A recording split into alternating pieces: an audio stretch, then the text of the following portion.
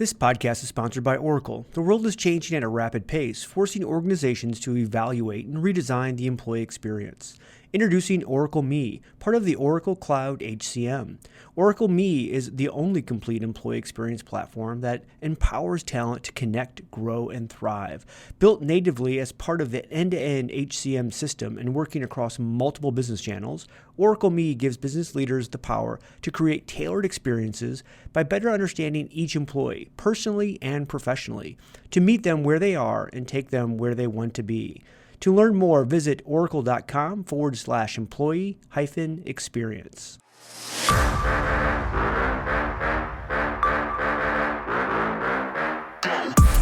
HR Famous, what is happening? It is JLee here, and we're back with another episode of HR Famous. You all might think that, at least for us in the US, it's summertime and we'd be going on break, so we wouldn't be delivering new episodes, but we grind it out, and here we are with yet another episode because we just don't stop. And I'm here with my friends Tim Sackett, Madeline Laurano. You all, it's summer, yet we got opinions. We have things that we're thinking about, talking about. It doesn't end. It never ends. Right. We put our vacations on hold for everybody, except Madeline. She's always on vacation. But with no out of office. Called in from vacation. I'll do a podcast. I'll talk on a podcast. I'm not going to work though.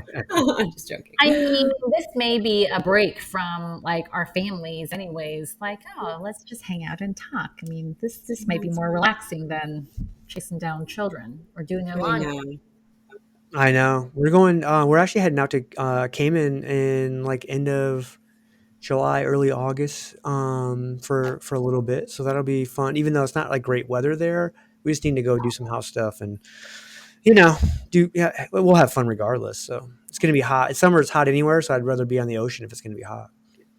Is it rainy there? Is that or is it just hot? Yeah. No, it gets rainy too. Yeah. It's kind of like that typical kind of like Florida kind of weather in the afternoons and all that stuff. But yeah, it is what it is.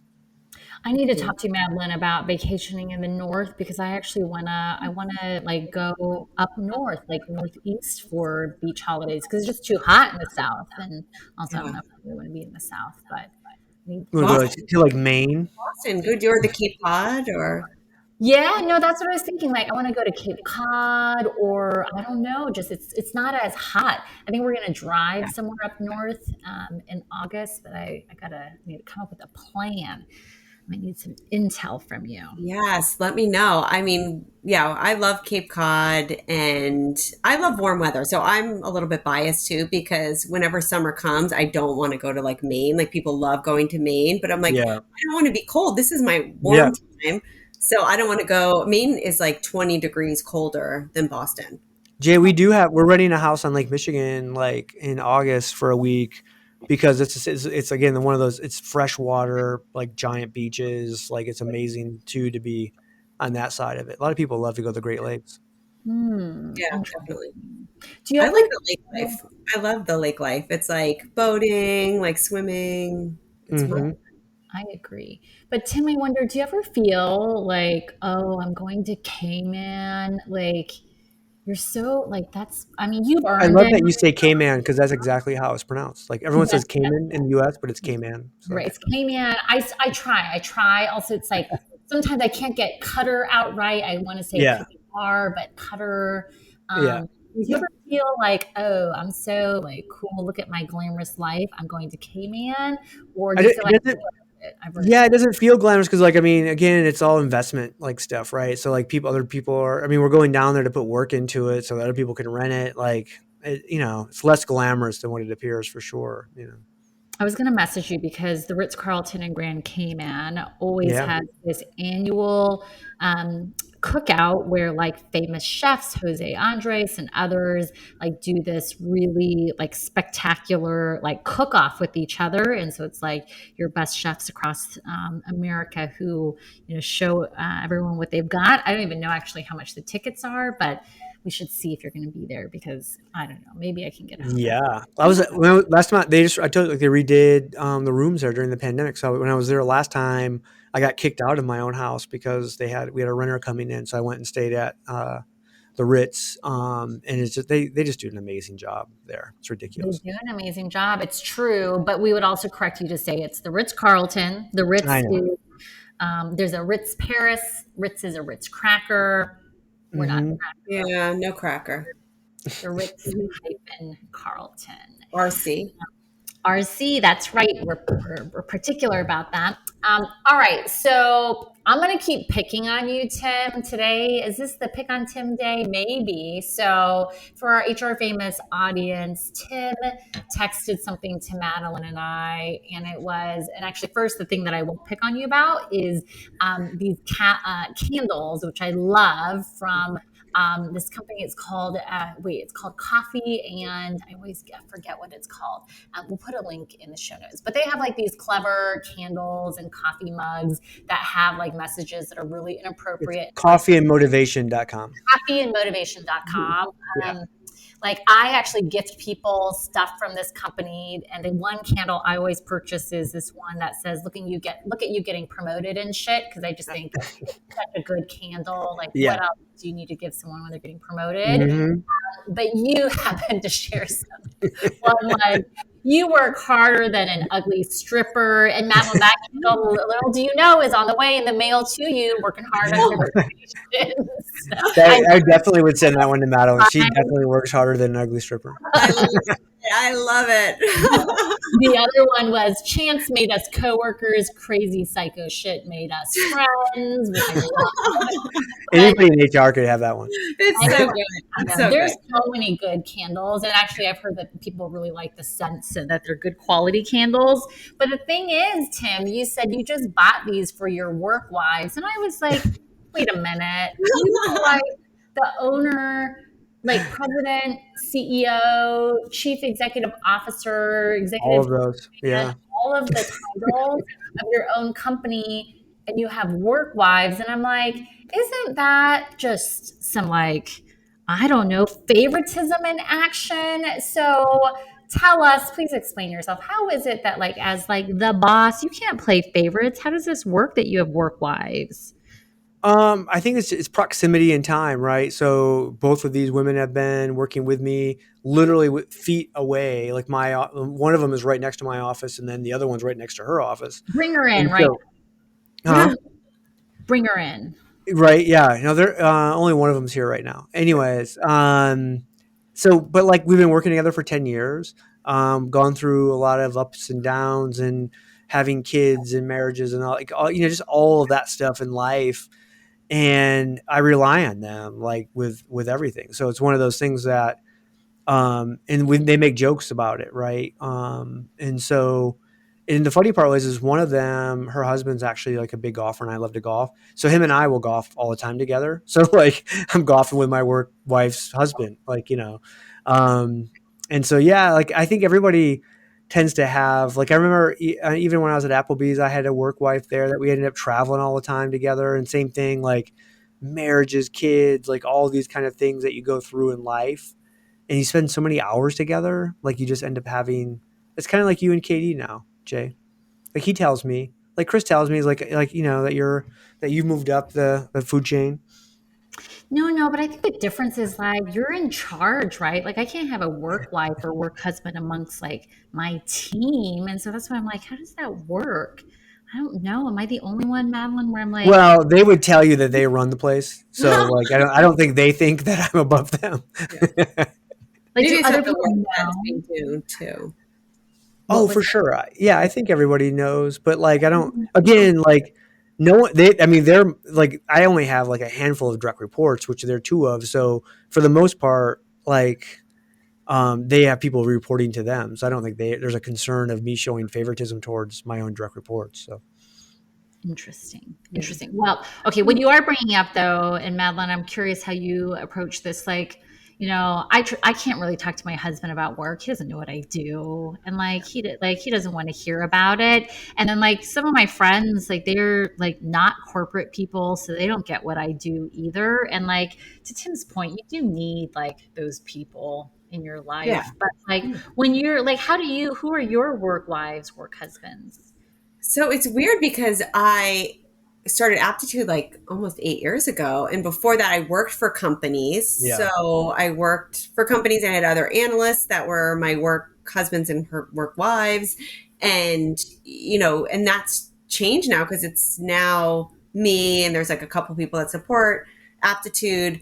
And I think my work husbands and wives are industry people now. So it's Yeah. like people that work for other companies that I partner with and talk to all the time. And I can call when I'm stressed out and talk about, family stuff and work stuff. And they're never bored by ATS land. And they're giving, yeah, you have that support, You have the like, support. they'll give you support. Yeah. But it's weird because it's like, thinking about a lot of the people that I consider like my work husbands and wives that have other jobs that aren't industry. Because for me, it's just the industry. Like I just have the industry people. Like Tim's got people at work and industry people, and, Yeah. and Yeah. you Yeah. do too, Jessica. So, yeah, for me, but I definitely have people that I call all the time to ask questions with, and we text all the, It the sounds three of like us. Jessica's looking for a work wife or a work husband. I don't. I'm No, here. no. I mean, I think I have like people who are equivalent to that, but like I've always had a hard time shaking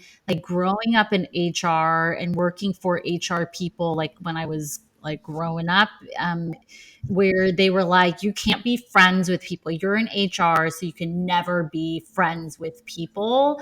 And like they always had like a very strong point of view around like, separation of church and state. And so I don't know. Here I am 20 years later where I'm like, you can't be friends with people, Tim. That's inappropriate. That doesn't work. But it's interesting. You do need Yeah, but that's like an old paradigm as well. Like I think, again, the amount of time that we spend with people, if I wasn't friends with these people, like how like the life seemed like that would be a miserable life to live from a work, perspective. I think if the pandemic showed us anything, it's like you want to have people that, around you that, care for you and you care for them. And, again, I think I had I had a person that was very close to me here that left for a job. It was hard. It was really hard on me from that perspective. And it wasn't that, oh my God, I can't believe you're leaving for this other job. And, because again, there's other extenuating circumstances because I would have paid her whatever. It didn't really matter. But it was more of her growth kind of thing. Like I just didn't have the position that she was going to grow. But like I was shocked at how that impacted me psychologically, losing that person that like every day I came in, I knew that was going to be a positive interaction in my life. Right. Mm. And then all of a sudden that person's gone. And again, not that I couldn't text her now and blah, blah, blah, but like that was that work Yeah. person. Right. Are you Yeah. still friends? I mean, I think that becomes interesting too, because the people that I've worked for at firms like Kyle Lagunas or Trish Yeah. McFarlane, we all work together at a company and we still talk. They're still my work Yeah. wives and husbands. Yeah. No, for sure. And like, I mean, I saw her have her 3 kids and like seen them grow up and graduate. Like, I mean, we've been together for a long time. Yeah. So like she's family. She's not really a friend at this point. So it's like, yeah, that's not going to change. But you also realize how much of that relationship was based on time and proximity of being at work together. Because now that I don't see her, we don't even talk a fraction of what we did before. So that's Yeah. just reality. Right. It's like so often people are like, oh, I can't, find friends, or like we talk about like employee engagement and like that whole, like, was it the Gallup. Gallup research, right? Of having a best friend at work and all of that stuff. Like that shit is real. Like Yeah. if you have a best friend at work, like that, it makes your life considerably better. Yeah. You need someone. It's so weird now that Chris works for Marriott because we don't see each other every day. We're not in all the same forums, but I like now he's like my colleague and I see him in a different, and like you have all these other things to talk about now. And it does help being able to have someone with whom I can have that back channel with, where I'm in a meeting and I'm like, just not feeling something or an agreement, like he knows exactly, like he just looks at my face and he's like, oh, I know. Yeah. Or and part of that's 100% trust that he's never going to burn you. Yeah. I mean, you just know that that's the case. And that's so rare in a work environment that even though you trust people, it's like, can you completely trust somebody is really hard to find, I think, in a work environment. That is true. That is true. So the one Okay. that works harder than ugly stripper, I trust that she's not going to burn me. Back to the candles. She works harder than an ugly stripper. I'm like, you should get some kind of like discount code or something from Coffee and Motivation because I do send a lot of candles from them. I mean, there's so many good ones. It's such a good one. You gotta check it out. This is awesome. So funny. It's so funny. All right. So here's the other thing I wanted to talk about. And this is like a real life discussion that's happening in my life, which is this whole topic of length of service recognition and awards. And it's such a like it's not the most exciting glamorous topic. It's something that's kind of in that space of benefits of and engagement, but it's like a real discussion that is happening around how do people want to be recognized and awarded for length of service. And it's such a funny topic to me because I actually literally just recently got like a message of, oh, congrats on your 10 years at Marriott, because I've been there now a little over 10 years. And then I got the link to the catalog and we were like, what do I want from here? And then also, the catalog, that's right. And then like in our hotels, it's like, do people want that catalog? And like, there's that old school thing of like the pin and like people wear uniforms and pins on their uniforms. We're not like Applebee's flair, but I think we've got multiple generations in the workplace. And I feel like this discussion comes up literally every year, but it's something that we were talking about this week. And I'd love to talk about like, especially also like in this remote world, like, does it matter based on like the population we're talking about? And I also recognize this is like a blessing we have to deal with, like in the time of massive turnover, lack of loyalty, like the fact that we have people where it's like 5, 10, 25 plus years that we're recognized for. But length of service in 2022 and beyond, like what should we be doing? And I also wonder about like the tech stack of like, what could we be doing differently from a technology perspective? So I need some thoughts. This is my informal focus group of 2. Like, what should we be doing with length of service awards? Before we move on, I need to let you know about my friend Mark Pfeffer and his show, People Tech. If you're looking for the latest on product development, marketing, funding, big deals happening in talent acquisition, HR, HCM, that's the show you need to listen to. Go to the Work Defined Network, search up People Tech, Mark Pfeffer. You can find him anywhere. I love this. I love the topic. I love recognition as a topic from both just like a, strategy and then from technology too. I mean, do you use any social recognition providers like Workhuman or Achievers or OCTAN or anything like that? So we do for some pockets of the organization, like particularly ones that are more like incentive sales type of environments, but not for all. But like, I'm curious if that's like an angle we need to explore, like doing that more broadly. So I think what I've seen like from case studies I've done and like research that we've done is like companies that use it, like they can't pull it back because employees love it. And they name it, like you could call it like, yay you, or like great job. Like they name the programs like you're awesome. And they become like not just recognition from your manager where you're receiving like the email with the link to go buy something and it's an e-commerce type of situation, but it's also like you're getting recognition from people you work with all the time. So like Chris could be like, Jessica, you killed it in that meeting. And I want to tell everybody on our team that you were awesome. And I'm just going to do it. I don't need to wait until it's been a year or 6 months or a special date. I just want to recognize that you were awesome today and do that. And like, you can share it. He'll post it somewhere on the social feed. We did research like during the pandemic. So 2021, I did a survey for employees and I surveyed employees and I said, have you been recognized? Basically, recognition is thank you. Like, has anyone said thank you to you since the pandemic started March 2020 until this date, like January 2021? Has anyone said thank you? And only 1 in 2 employees received any type of thank you in that whole year. And it's such a little thing, but I think it makes a difference. It's like, things are crazy. They're teaching their kids at home. They're dealing with like being terrified of getting COVID and nobody that they worked with even said thank you. And if you automate that and you make it consistent so everybody's getting that, they can all answer yes.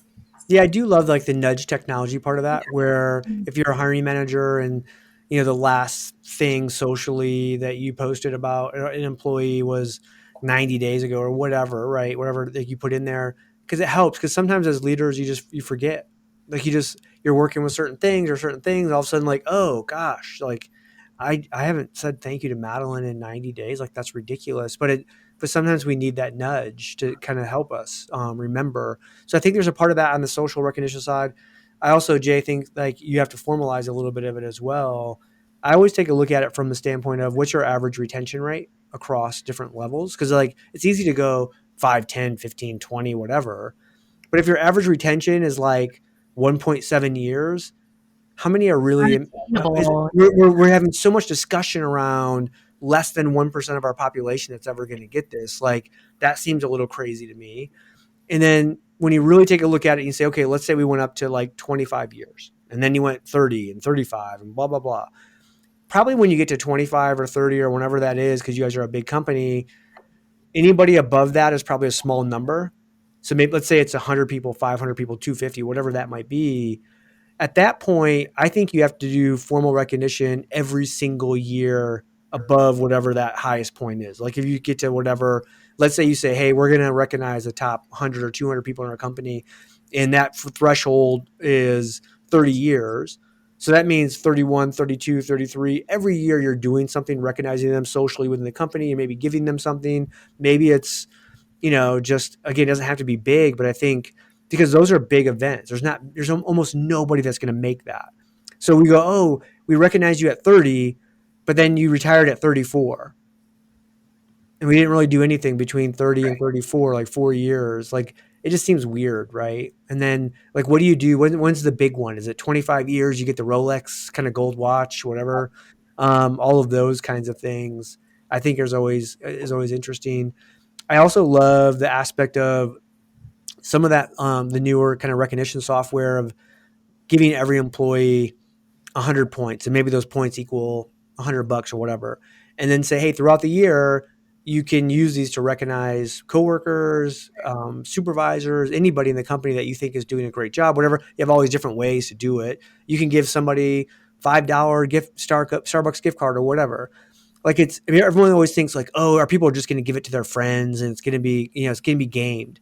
The research actually shows that it's not gamed. Like, I mean, you'll have some that do that, but it's a pretty low part of the population. Most people actually take it seriously and really use it. The hard part I have is that you tend to find there's like 20% of your people that are constantly getting recognized, and then the vast majority that don't. And again, that speaks to kind of performance, right, and how helpful they are. And I It's think people, interesting. oh, go ahead. No, you go. No, I was going to say, I think people forget. Like, I think everyone has good intentions. Like, they want to say, great job. But if it's not formalized, like Tim says, and if it's not automated, it doesn't happen. Like, even I was on this, like, analyst day. I was on virtually and they had it in person. And the AV team was amazing. Like, I've worked with them before. They're just, like, the best guys. And they do such a good job. They're so professional. And now I'm thinking about it, and I really meant to send a note to the CEO to say how amazing they were. Yeah. Like this AV team, it was UKG's AV team, and I meant to send this note, and I didn't do it. And now I'm going to do it as soon as I get off. But I just forget. I just forgot. Yeah. Yeah. Yeah. Well, so here's like the interesting thing now that you've made me think about this is I'm going to plug the Ritz-Carlton because one of the parts of my job that a lot of people don't know about is I've got this Ritz-Carlton Leadership Center. We try to we work with companies to help them think about service in the way the Ritz-Carlton and try to help them, evolve their cultures. So we are for hire. But one of the things we talk about with the Ritz-Carlton is this idea of wow stories. Like we have these legendary wow stories where we like move heaven and earth to help people with proposals, or like it's a massive anniversary and like we want them to have this amazing experience in our hotels. And so we call those actually our legendary wow stories. But we did a study about what we call essential everyday wows, where it's just the small things we do for guests to help them have a more comfortable stay. We notice that you're almost out of your toothpaste. And so a housekeeper is going to go, find the toothpaste the brand that you use, and they're going to replace it. Or they notice that there's, a tear in like your shirt, or a button fell off when they're like picking up your stuff, and they decide to sew it back on. And so we did this study, and it showed that having experienced 5 essential wows has a greater impact as having been, experienced like this legendary wow. And I think it's like the same thing in the workplace about recognition, where it's those small things that really make a difference. It's not like you make it to 25, 35, however many years. Like, it is that day-to-day gratitude and recognition that I think matters. And then the other thing, Tim, that you were actually saying that triggered a thought for me that I hadn't really thought about is that, like, because we put these artificial milestones of 25, well, Marriott 25 means something very special, but 25, 30, 35, I've actually observed so many times of people saying like, I'm not going to retire yet until I hit this many years or that many years. And it's like something burned in our brains of like, I need to make it to this milestone, when maybe like you're ready to retire, your kids are ready to retire, or like you've done all that you need to in a certain job. And it's like, we're just stuck on this like concept of milestones, and I don't know how much it really means to people anymore. So it's just really interesting. I want you guys to react to this other thing, because I have been stuck on this, but I brought it up this week in a meeting, and people are like, I don't really know how I feel about it. But like Amazon and other companies have gone the path of like color coding their badges, so that if your badge is a certain color, it reflects that you've been with the company for 1 year or 5 years or 10 years. And it's just kind of like a subtle way, but like people did not react well to that idea. And I don't know, I just thought it was like this informal, like organic way to be able to have conversation, but like people poo-pooed it. No, you're going to poo-poo it, Tim. No, I don't. I don't understand why they would. I think, again, especially if it becomes recognized, and I think like in a brand that you have, especially with like forward-facing customer service type stuff, it's if I'm a Bonvoy member and I'm coming to Marriott's all the time, and I see somebody that is a 20-year, 25-year person, like there's just a level of confidence that you have that they know what the heck they're doing. Or at the same time, if someone's 1 year, maybe you're also, there's a recognition that I got to be a little patient, with that person. I don't know. Like, I think there's, like I said, I think all of if you know what they are, then maybe there's a psychological factor there that helps, to be positive. That's interesting. What do you think about the badges, Madeline? I don't think it should be offensive at all. I mean, I think people know, I don't think it's a secret how long someone's worked there. And I think it's a form of recognition. I mean, conferences do it. Like, I don't know if Sherm does it, but I've definitely been to conferences where you get like a certain color because this is like your second, third, fifth, 10th, time you've been at this conference. And I don't think anyone's offended by that. It's, it is what it is. I like it. I like the color coding. I like it too. And I always wonder, like, is there a way? Of course, I like it because it was like my idea. But like, is there a way to pull it through, like into like Outlook or Teams or something, like where there's like a little flag, or like how LinkedIn puts you can put that thing around the image to say like I'm hiring or I'm open to work. Yeah.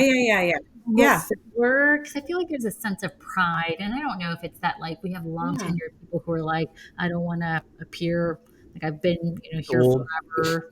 Old. Yeah. So is it people that have been there long that are offended by it, or do people that are new to the organization that feel like they look too junior? I'm not sure. So I'm going to keep pushing on this one because I just think it's like I do. One of the things that I like about going to hotels, but you see this at the higher end hotels more, which is, and maybe this is like an RC kind of thing. I remember is you get to see where they're from. So like, even though you might be in Cayman, this person came from Fort Worth, Texas. And then also the amount of years, like I've been with, this brand for 17 years. And, I just, all of that quickly, I have their name, I have where they're from, and I have how long within the company. Like that's in like a glance, that's a ton of information to help me connect with that person, even though I'm going to have like a very small, like issue, kind of interaction with them, Yeah. It's almost like you said something, Madeline, that made me kind of laugh, but in a positive way. It's like you're flagging who also like the trainees are to like have more grace with them. It's like when you see someone who has that student driver bumper sticker on their Hmm. car, like also I'm like, I don't want to drive near them, but I'm also going to be a little bit more accepting of their wild driving or driving really slowly type of thing. And like if someone were training, I would probably feel that way too. Like, oh, 100%. and Yeah. be patient with you. Or maybe you'd say, like, is there anything I can help you with? Or, that you wouldn't say if you didn't know that they had only been there for a few years or a year. Jay, I will Totally. tell you, like my wife, she was a PT for a long time, and she got to, I don't know, 10 or 15 years at some hospital, right? And they sent her the catalog. And like whatever it was, I think it was like 10 years. And so she gets this catalog to pick from, like the 10-year gift kind of stuff. It was the lamest stuff in the world. Like it was some wheeled, cooler that wasn't even named. Like, whatever she got was like literally was thrown away within like a week because it was just Oh destroyed. no. Like, I always think like if you're going to give somebody anything, I don't care if it's $5 or $500, make sure it's super high quality. And I always try to, like, even with my own team, when I do recognition, I try to give them something they would never buy themselves Yeah. because it's too extravagant, or if it's just, I mean, even like little stuff, like if you have golfers, like I golf, so people don't want to spend $50 for a dozen golf balls. Like that's expensive. And yet those are the best golf balls. And so if I have someone that's did a great, whatever, and I can go spend $50 and get them something like that, they're like, oh my gosh, that's awesome. Because especially on a guy, like you're not going to go home when like you're trying to make ends meet and you have kids and you're going to like, oh, hey, I spent $50 on golf balls today, honey. Like, but if my boss gave them to me, now that feels great, but it was $50, right? So I'm like, I'm always trying to think of what can I get them that they wouldn't buy themselves because it seems too extravagant for them wherever they're at in their life. Yeah. And it's just for him. Like it's not like a gift card that he's going to spend on his kids or something else. He gets just special for just, Yeah, yeah.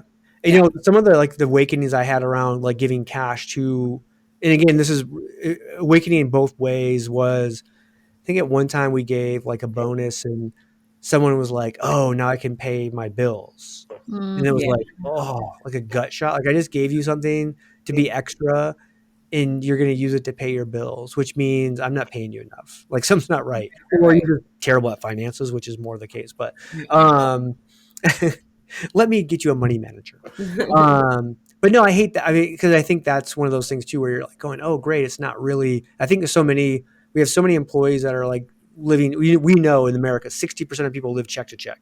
That's just a reality. That's what we are.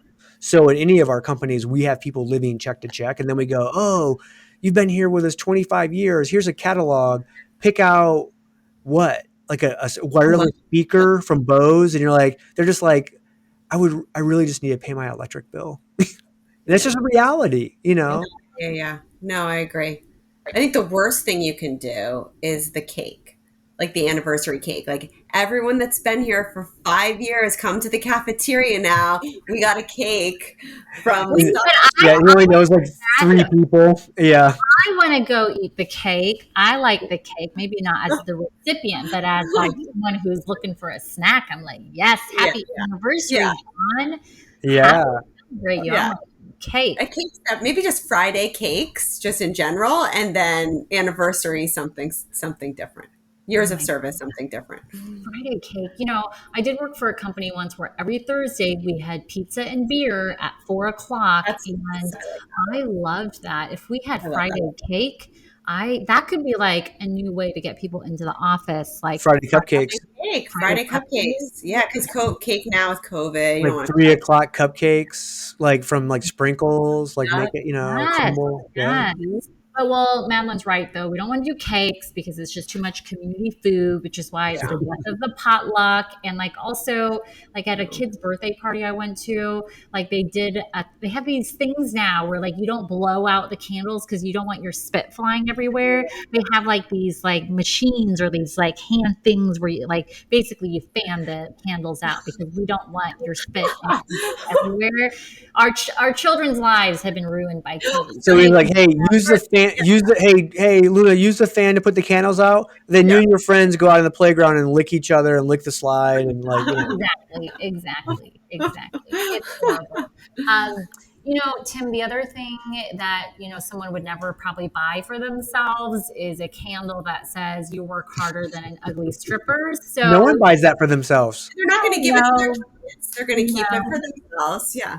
Yes, which just goes to prove Tim is probably the best gift giver, and we are Yes. now full circle, just working on for candles, which I love. So, anyways, well, that's another episode of HR Famous. We are in summer mode, talking about ugly strippers and more. I'm Jessica Lee for my friends Tim and Madeline. We're out, and have a great day.